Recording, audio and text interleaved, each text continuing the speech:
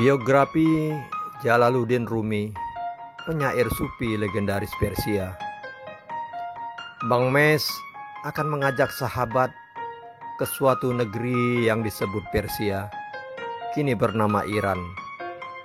Lahirlah seorang anak lelaki pada tanggal 30 September 1207. Kelak menjadi seorang penyair sufi terkenal. Dialah bernama Jalaluddin Rumi. Salah satu karya terkenalnya adalah Kitab Masnawi, yang dianggap sebagai salah satu puisi terbaik dalam bahasa Persia dan paling berpengaruh dalam dunia sufisme. Awal kehidupan Jalaluddin Rumi sebenarnya hanya sebagai nama julukan, sedangkan nama lengkapnya adalah Jalaluddin Muhammad bin Husain Al-Khattibi Al-Bakri. Ketika Rumi baru berusia 3 tahun, keluarganya mendapat ancaman dari pasukan Mongol di Persia, sehingga harus pindah ke Rum di Anatolia Tengah Turki. Julukan Rumi didapat karena ia menghabiskan sebagian besar hidupnya di kota Konya, Turki, kota yang sekarang bagian dari Turki dan dulunya dikenal dengan sebutan Rum. Sufisme mengajarkan ilmu cara mensucikan jiwa, mencernihkan akhlak, membangun lahir dan batin, serta untuk memperoleh kebahagiaan yang abadi. Rumi sering melakukan perjalanan hingga akhirnya bertemu pada tahun 1244 dengan Samsuddin Al-Tabrizi atau Sam Tabrizi. Sejak bertemu dengan Tabrizi, Rumi menjadi muridnya, kemudian menjadi tokoh yang menyempurnakan ilmu tentang tasawuf. Rumi mulai berubah, ia pun tumbuh menjadi seorang sufi agung yang terkenal dengan karya syair indahnya. Setelah Samsuddin wafat, Rumi bertemu dengan Hasamuddin Galabi, tokoh yang mengilhami untuk menulis pengalaman spiritualnya menjadi karyanya sendiri. Kitab Masnawi merupakan kitab yang berisi tentang langkah dan arahan filsafat yang memiliki ciri khas tersendiri dibanding para sufi lainnya. Melalui puisi-puisi tersebut, Rumi berusaha menyampaikan pemahamannya akan dunia yang mungkin hanya bisa didapatkan lewat cinta, bukan hanya fisik semata. Rumi menyampaikan bahwa Tuhan merupakan satu-satunya tujuan. Ciri khas lain dari puisi Rumi adalah ia kerap mengawali puisinya dengan menceritakan kisah-kisah yang digunakan sebagai bentuk pernyataan pikiran dan ide. Inna lillahi wa inna ilaihi roji'un. Jalaluddin Rumi wafat pada tanggal 17 Desember 1273 di kota Konya, dan Bang Mes akan memperlihatkan pemakaman Maulana Jalaluddin Rumi. Pemakamannya tidak hanya dihadiri umat muslim, tetapi dengan beragam komunitas masyarakat di kota itu. Bahkan orang-orang Kristen dan Yahudi juga datang untuk mengucapkan selamat tinggal kepada tokoh penyair yang paling berpengaruh periode itu. Inilah beberapa kalimat puisi Jalaluddin Rumi. Sufi adalah seorang lelaki atau seorang perempuan yang telah patah hati terhadap dunia. Setiap penglihatan tentang keindahan akan lenyap. Setiap perkataan yang manis akan memudar. Kemarin saya pintar, jadi saya ingin mengubah dunia. Hari ini saya bijaksana, jadi saya akan mengubah diri saya sendiri. Kata-kata lembut yang kita katakan kepada pasangan kita tersimpan di suatu tempat rahasia di surga. Pada suatu hari, mereka akan berjatuhan bagaikan hujan lalu berterbar. Misteri cinta akan tumbuh bersemi di segala penjuru dunia.